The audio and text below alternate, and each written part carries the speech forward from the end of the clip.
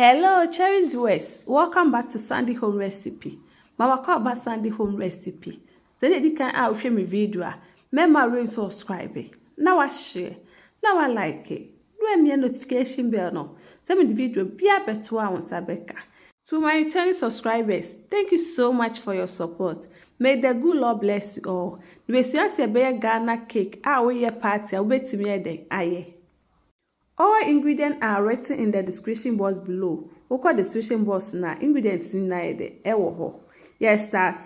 What the 1 kilogram sugar begu o butter na margarine mu.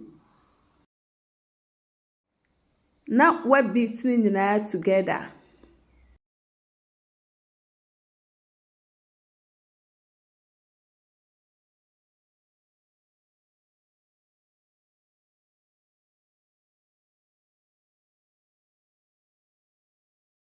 O creamy I say enye fluffy. Na color no so de ensesa. Enti aha no aye ready. Uwie a na watete egu ade foforo esan say na eye ne mebre enko wie ni mu. What about 25 eggs?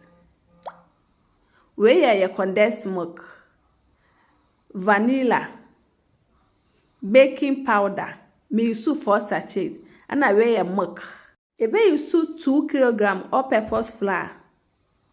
What the egg now boil would be good or butter mixture nimu. Now the hand mixture here then a bit.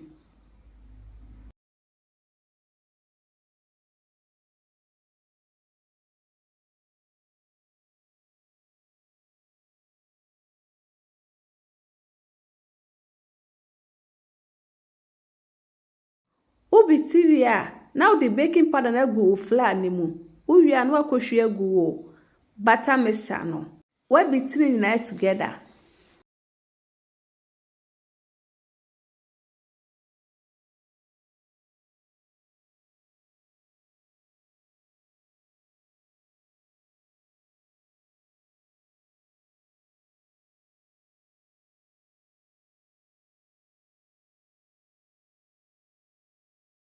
We beating kakra wie no. Now the vanilla na eden egu mu.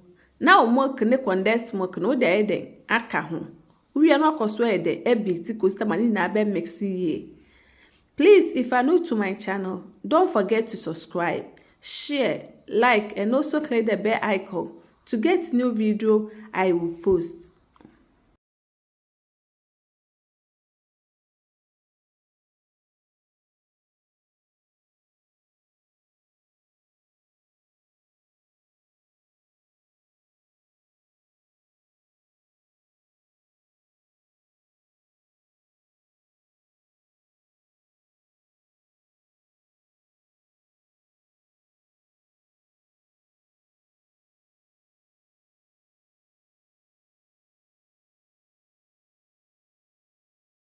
Aha no aye ready.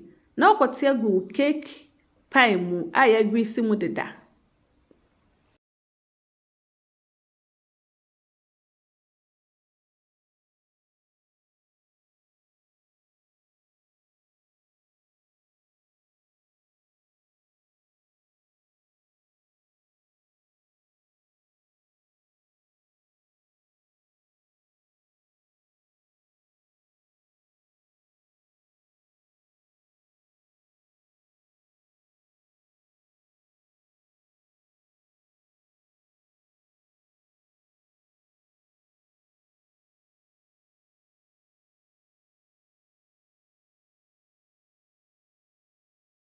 What baking 180 degrees for 35 minutes.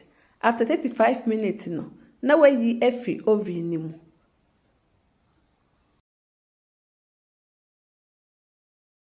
We yi efi oven mu awie no, na we yi efi pan na de go cooling rag so.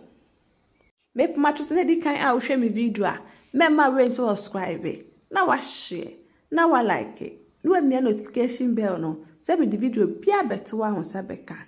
Me here na me taste and it tastes really nice. Now this our Ghana cake recipe. Please like this video and subscribe to my channel. Thank you so much for watching.